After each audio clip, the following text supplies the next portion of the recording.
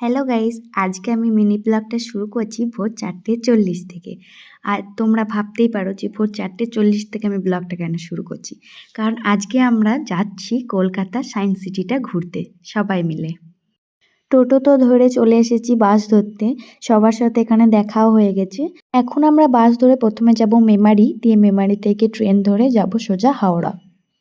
নেমে গেছি স্টেশনে যেতে আমাদের কি বলবো অনেকটা দেরি হয়ে গেছিলো, তাই দৌড়ে দৌড়ে স্টেশনে যেতে হয়েছে। তাও 3 জন যেতে পারেনি, তারা পরে ট্রেনে আসছে, স্যারের সঙ্গে দেখা হয়ে গেছে।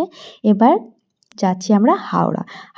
কথা বলতে বলতে আমরা হাওড়া স্টেশনেও পৌঁছে গেছি। আর দেখতে পাচ্ছ আজকে কতটা ভিড় স্টেশনে। আমাদের সবার এরপরে খুব খিদেও পেয়ে গেছিলো, খাবার খেয়ে নিয়েছি, তারপরে বাস ধরে মেট্রো স্টেশনে চলে গেছি। তারপরে মেট্রো স্টেশন থেকে নেমে আবার টিকিট কেটে চলে গেছি সায়েন্স সিটিতে। সায়েন্স সিটিতে তো পৌঁছে গেছি, এবার পুরোটা ঘুরে দেখার পালা। আর সত্যি বলতে আমার তো খুবই ভালো লেগেছে ঘুরে, প্রতিটা জায়গা খুবই ভালো লেগেছে। আর সবথেকে যেটা বেশি ভালো লেগেছে, এত ফুলের গাছ বলার নেই, খুবই সুন্দর একটা জায়গা। অনেকক্ষণ ঘোরাঘুরির পর চলে গেছিলাম বিড়লা প্ল্যানেটোরিয়ামে তারামণ্ডলটা 3D দেখতে। আর এইটার অভিজ্ঞতা তো আমার খুবই সুন্দর হয়েছে, আর ভেতরটা জাস্ট অসাধারণ ছিল। একটুখানি ভিডিও করেছি, আর পরে তো আর ভিডিও করতে দেয়নি।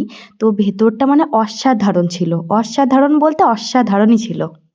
তারপর আমরা বেরিয়ে পড়ছি রোপওয়েতে চাপার জন্য। আর রোপওয়েতে চাপার পর ওপর থেকে নিচের দৃশ্যটা জাস্ট অসাধারণ সুন্দর লাগছিল। আমার তো খুব ভালো লেগেছে, এইটারও একটা নতুন অভিজ্ঞতা হয়েছে, খুবই ভালো লেগেছে।